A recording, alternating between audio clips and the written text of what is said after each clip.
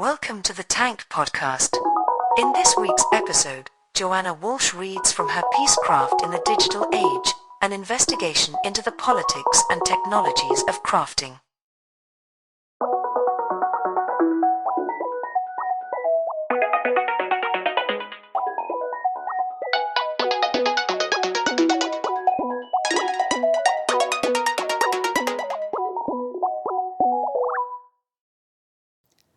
My partner's mother is an IRL craftsperson. It was her job until she retired. She knitted intricate Aran sweaters that sold for hundreds of euros in folksy Galway tourist shops. She hand-tailored horse riders' tricksily shaped trousers, whose name she could never remember. Oh yeah, jodhpurs. She doesn't live in a village, but a mid-20th century housing estate. She didn't craft with a close community of friends or neighbours. She crafted between the kids going to school and coming home. She crafted alone. So far, so unlike the standard craft adjectives: cottagecore, artisan, slow life, mindful. Another story. For a year in the 1990s, I taught English in Bratislava, the capital of the newly independent Slovakia.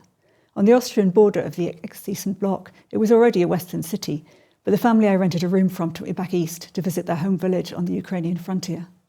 A great aunt took me to the back of the grandparents' house to show me a wardrobe that was almost as big as one of the cottage's tiny bedrooms. She slid back its incongruent MDF sliding doors to reveal racks of embroidered jackets and blouses, multi-layered skirts, each so heavy as to be almost unwearable, every one the work of a generation. Were they ever worn? If they were, when? If they weren't, what did each garment mean? As Roland Barthes pointed out in The Fashion System, 1967, it is not the object, but the name that creates desire. It is not the dream, but the meaning that sells. It's no accident that a fashion shoot is called a story. Not all fashion is now crafted, but craft in particular is always a story. My two stories are about the cravings that making and buying craft answers. Are these cravings social or sensual? Which dominates? Politics, wrote Jacques Rancière, is the partition of the sensible, the interface where social and sensual meet. It's about who's allowed to feel what and how. Not just emotions, but how they're literally interfaced. This is about whose coat is lined with silk and who gets polyester, about when and why you'll see heiresses in shell suits and 0 hours workers in boho nap dresses. Craft sits at this interface between material and concept. What links them is work. In the global north, craft looks like leisure, which is funny because its processes and products are both still called craft work. Craft work tends to be defined in opposition to more modern alternatives, whether technical, hand loom versus machine loom, or economic, sewing circle versus factory. Here's the story about the craft work nexus. When it's known to be the product of many hours or years of skill, craft is priced high, and the most sought-after pieces show the richest work. When a technology arrives to shortcut the process, as the sewing machine did in the 19th century, the craft look becomes cheaper to produce, and high-end goods preserve their exclusive status by refocusing away from decoration and defaulting to the next most expensive element, perhaps the rarity of the source fabric, the elaborate cut of a jacket that could only be hand-tailored, the price of upkeep, or even the distressing process, individual so as to be unique to each piece, a kind of artisanal anti-craft. Craft exists outside state politics, but it is political because its affiliations are up for grabs. It could be defined as artisanal or Luddite in the face of the machine. Its patrimonial focus might be nationalistic or subversive. Informal communities of crafters can reinforce conservative social values or create space for radical mobilization. Craft is political because it takes long hours by hand workers, hours that are sometimes paid and sometimes given freely. Think about the different kinds of work in my two stories. The first is about capitalism. Flexible workers sell their labour to an entrepreneur who keeps a good chunk of the profit. The second is a vital cultural expression created in the time and space spared or stolen from formalised work. That space is now almost always virtual. There are two current stories about politically focused digital craft. One is the online sewing, quilting, knitting group. The other, the group or solo crafter, creating objects that are digitally hybrid or digitally native. Sometimes they overlap. The first tells a tale about radical sociability. knitting together participants' lives as they crochet, weaving solidarity through what has in other eras been called consciousness raising or gossip. The second is digital artisan practice, often professional, promising a utopia of virtual objects that detour the urges of consumer capitalism and its polluting production processes.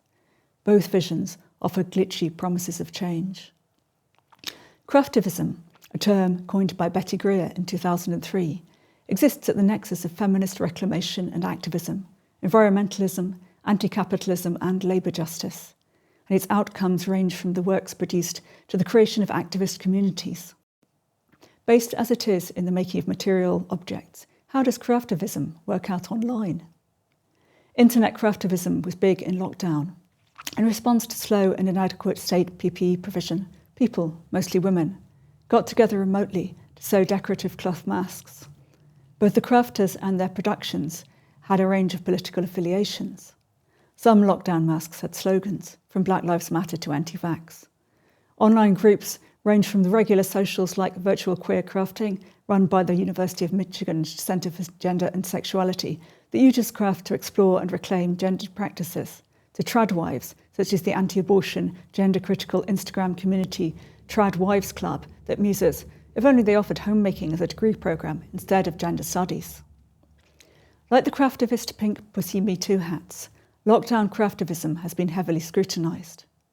Were the homemade masks any use? Either practically, the effectiveness of cloth masks was found to be limited, or politically, could the time and energy spent on demonstrating through craft be more efficiently spent otherwise? Craftivism was slammed for being class exclusive. It takes time to do craft and money to buy materials, and mostly white. There's a good deal of misogyny in some of these critiques. It also takes time and money to attend a demonstration, money for transport, money for babysitters, while kids might be welcome at local or virtual crafting sessions and may even join in. Overemphasising the whiteness of crafting can lead to overlooking the achievements of groups and artists of colour, like Bisa Butler or the Social Justice Sewing Academy. This is not to say that every ethnicity hasn't been minted as a currency of authenticity by state and commerce. A craft movement may have the trappings of an uprising, but it will leave political and economic systems intact, writes Kathleen Morris in her 2016 essay, You Are Not a Lemming. Craftivism's activist vibe, and in particular the figure of the craftsperson as an ideal, independent and self-fulfilled artisan, has been co-opted by cultural and governmental organisations, as well as high fashion and big business. Morris cites Craft Ontario's ongoing Citizens of Craft campaign, which uses old-school revolutionary imagery to propose a sales and networking platform for crafters. More ambitious programmes like the UN's Ethical Fashion Initiative, founded in 2009 in conjunction with the World Trade Organization, have been critiqued as the epitome of neoliberal spirit of global capitalism. These ventures muddy the political potency of real craftivists by embedding their image as a fake alternative in a world in which there is no alternative, dressing Herbert Marcuse's one-dimensional man in a chunky hand-knit sweater. If the problem with craft as effective activism is a problem of economic and creative agency, can the digital, with its ability to bypass local structures of governance, provide any solutions? Showcasing and selling online allows crafters more control over how their work appears and to connect directly with buyers or other makers. But the most popular craft platforms are big businesses themselves. Etsy, the platform for crafters, has been accused both of using its folksy facade to craft wash its traditionally capitalist structure and of inadequately policing the factory-made crafts, whose economies of scale mean their sellers are most likely to turn a profit on the site. Meanwhile, the politics of objects posted on Instagram can be softened by association with the site's vaguely feminine image. Some craftivist projects have effectively used online platforms not only to publicise or sell, but to create their work. The Instagram-based COVID-19 Global Quilt uses the structure of the site, with its square patch images, to make work that means more than each of its parts. It has a concept. The online quilt is neither craft work in the traditional sense of being entirely material handcrafted object, nor is it craft in the age of mechanical reproduction. It doesn't imitate a more authentic offline product. The machine is integrated into the process that is still handmade by virtue of its creation by a group of people outside capitalised work structures, who are also handmaking material objects as part of the process. Is this still craft, or activism, or is it art? Some of the patches resemble high art's reclamation of craft, such as Louise Bourgeois' embroidered handkerchiefs. This is an uneasy area. What differentiates art from craft seems to be partly a concept governed by an individual artist, and partly the separation of that concept from its material execution. Some digitally created art that utilises craft splits the autonomy of its creators, outsourcing concept to the professionals and making to the crafters. The artist Faik Ahmed designs clever glitched and pixelated material optical illusions based on traditional rugs of his native Azerbaijan. The results look like craft and are hand-woven by craftspeople following Ahmed's designs, but the weavers themselves do not create the patterns.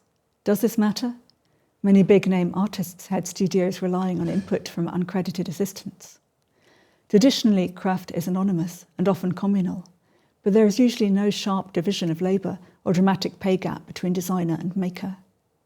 Traditional crafters are not only free, but expected to put their own twist on traditional patterns. While it's usual to speak of craft as something that's not quite art, Ahmed's works switch this around. They may be art, but they don't quite qualify as craft. Sometimes I think art could learn a few lessons from craft, and these are not lessons of technique, but of social practice. In contrast with Ahmed's artworks, Afghan war rugs are often made by children and young women, as were the samplers of the 19th century. Both show the maker's skill at embroidering on themes, and both occupy an ambiguous economic zone.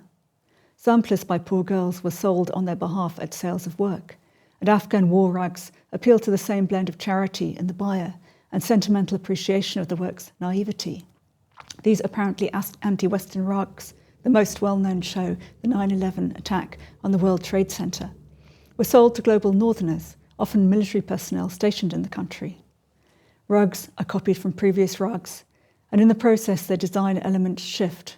Aircraft carriers mutate into more traditional motifs of birds or mythical beasts, bombs into flowers. For both maker and buyer, the element of craft seems to morph the openly antagonistic into the cutely acceptable, blurring their political content.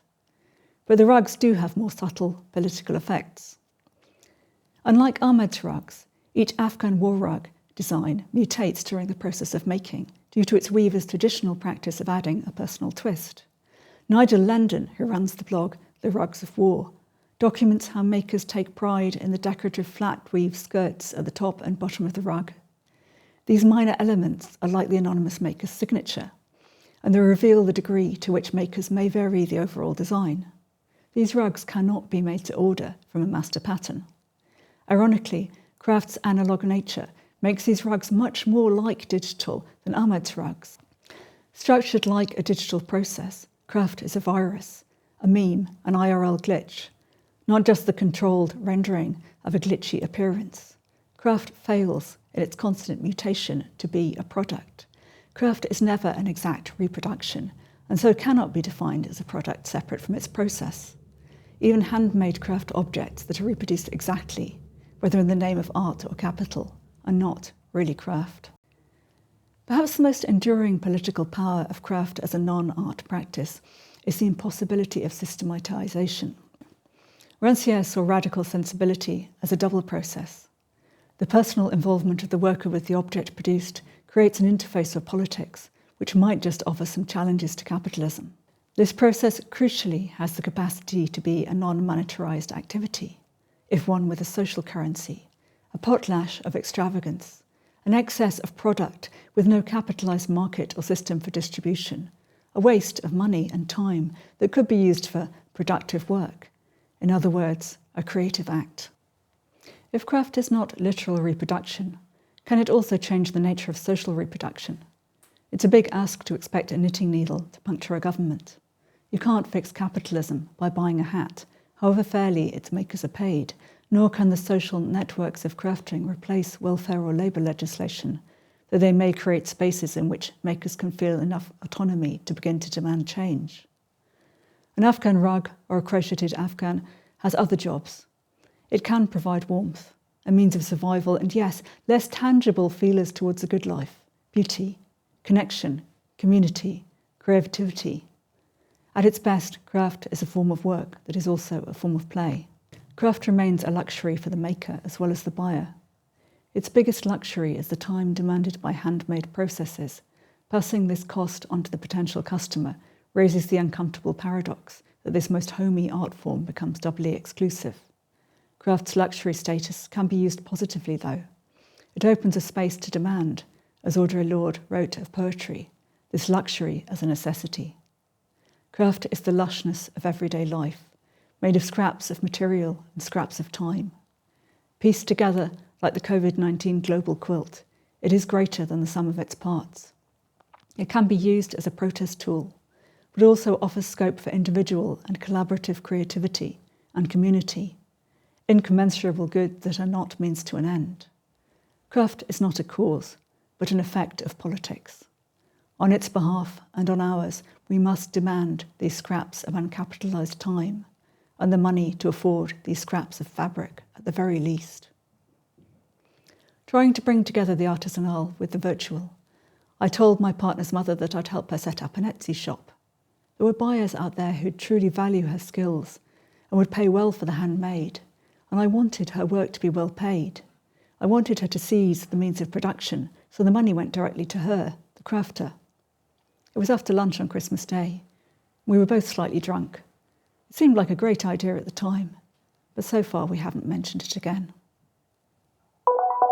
To hear more podcasts from Tank, you can subscribe on all major podcast platforms or follow us on SoundCloud. The theme music for this podcast is by Himera.